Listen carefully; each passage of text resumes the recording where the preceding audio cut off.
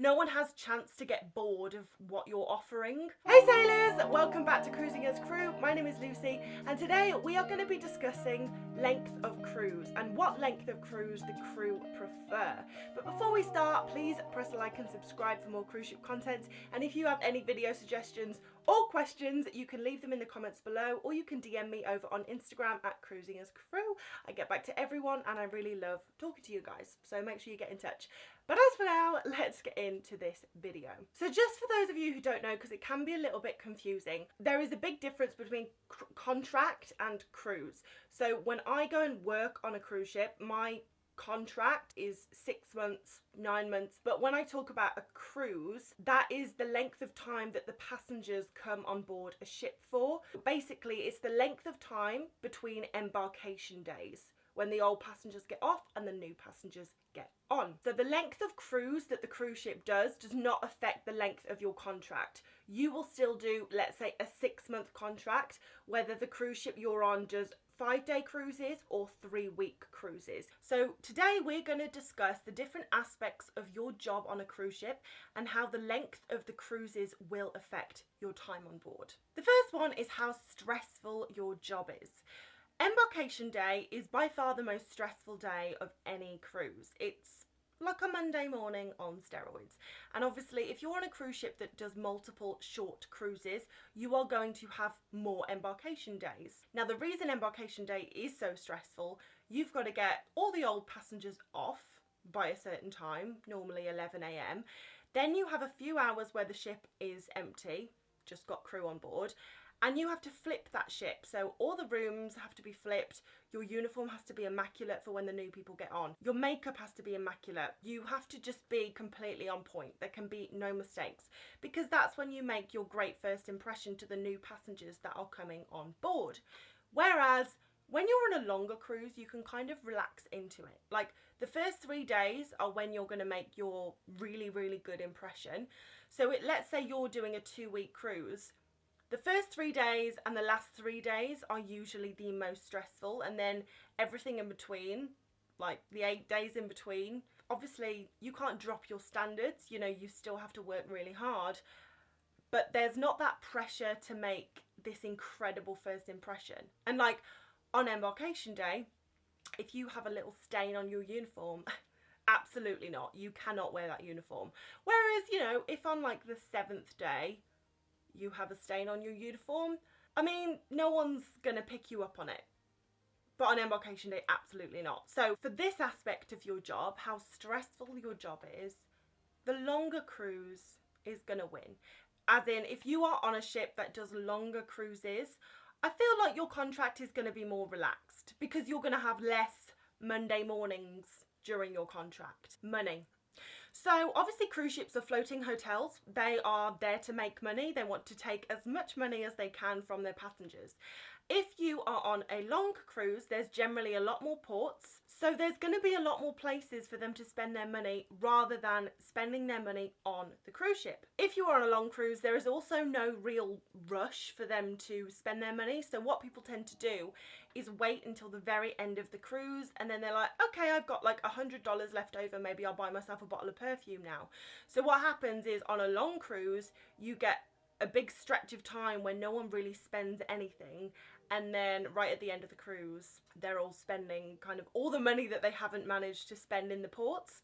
Whereas on a shorter cruise, there's generally only like 2 or 3 ports that they can get off at. And also there is a deadline. They're probably only going to be on board for 4 or 5 days. So it's very easy to put the pressure on a little bit. Like, if you want it now, you've got to get it now. Don't wait. When it's gone, it's gone. Because there's not many ports for them to spend their money in, they generally have more money to spend on board. And also, there's only so many things that you can have on a cruise ship for people to spend their money on. So once you've looked around the ship and seen it, you either want to spend your money on it or you don't. So it is harder on a longer cruise to come up with things that will excite them about the products that you have to sell, whether that is a spa treatment, something in the shops, whether it's the casino, trying to get them to come into the casino, the bars, trying to come up with new cocktails.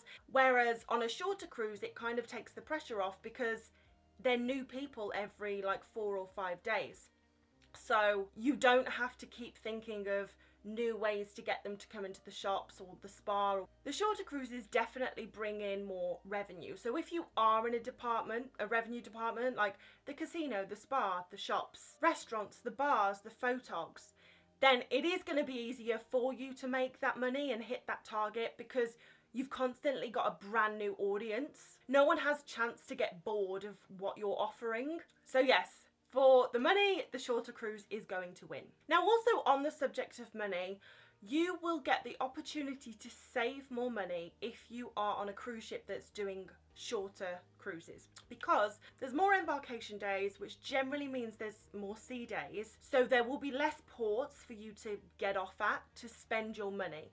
So if you are looking to go on board a cruise ship to save money, then you're going to be better off on a shorter cruise. One, because you're making more money, people are spending more, but also you won't be able to get off as often. So for saving money, the shorter cruises are going to win as well. So the next one is getting off and being able to explore the ports. So when I look at cruise ships that are doing shorter cruises, they're generally going around the same destination. So maybe they're going around a few islands in the Caribbean, or they're going around the Med, whereas the longer cruises are the ones that are usually going to the more exciting places. Because it usually takes longer to get to the more exciting places because they're off the grid, which means you need a longer cruise to have enough time to get there. And also with the longer cruises, as I said, you can kind of relax into it, whereas the shorter ones, you have so much to do in such a short space of time between embarkation days. The fact that the longer cruises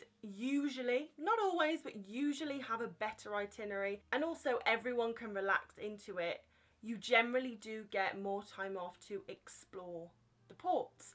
So if you are going on a cruise ship to see the world, then ideally you do want a ship with longer cruises. So longer cruises is going to win this one. But I have done a video that I want you to watch if this is worrying you slightly about the itinerary. Maybe that's the main reason you want to work on cruise ships. So you should definitely watch this video. It's basically covering the pros and cons of different types of itineraries. So if you're doing a world cruise, there are pros and cons. And if you're going around the same places for the full 6 months, maybe you're doing lots of short cruises around the same islands in the Caribbean, there's pros and cons to that too.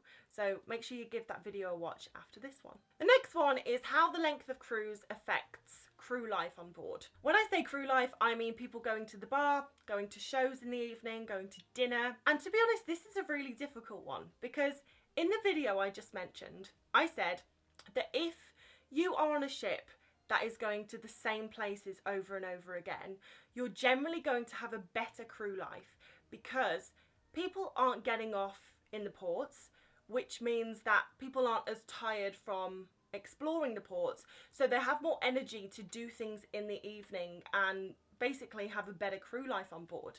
Whereas if you're on a cruise that's going to loads and loads of different places, you're working and you're getting off in the day and exploring the port, so you don't have as much energy in the evening. So there's generally not as many people who are willing to go to crew bar or go for dinner, go to the shows in the evening.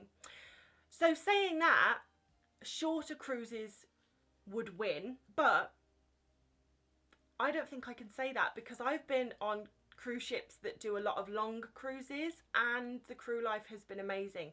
So I actually think that it's a combination of the length of cruise, how stressful the ship is, but also the itinerary. I do think the itinerary is a big factor for crew life. Yeah, you'll have to let me know. If you're watching this and you have worked on cruise ships, let me know what you think, whether shorter cruises or longer cruises win this one. I'm not sure. But when it comes to figuring out whether you'd prefer a longer cruise or a shorter cruise, firstly you have to figure out what you're going on the ships for. Are you going on for the crew life, for the money, for the itinerary? But as always, the sweet spot is somewhere in the middle. So when I was on P&O Oceania, the length of cruise was a week. So on Thursday we would leave Malta, that was embarkation day. Friday was a sea day, then we would have 4 port days. Wednesday was another sea day heading back to Malta, and Thursday the old passengers would get off and the new ones would get on.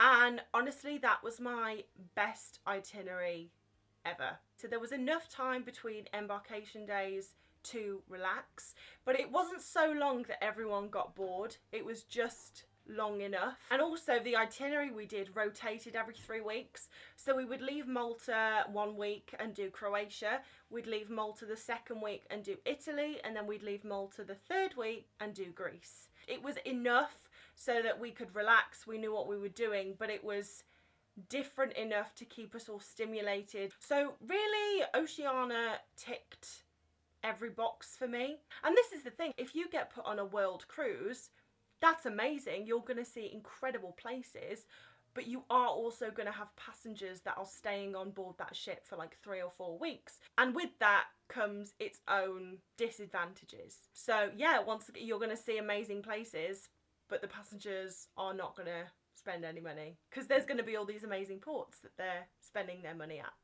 So I don't know, it's a really tough one. And to be honest, it doesn't matter because you'll get put on whatever ship you get put on. And you really shouldn't choose a cruise ship just based on the length of contracts that it does. Maybe if, like me, you've been doing it for years, but especially if it's like your first, second contract, like that isn't even a factor.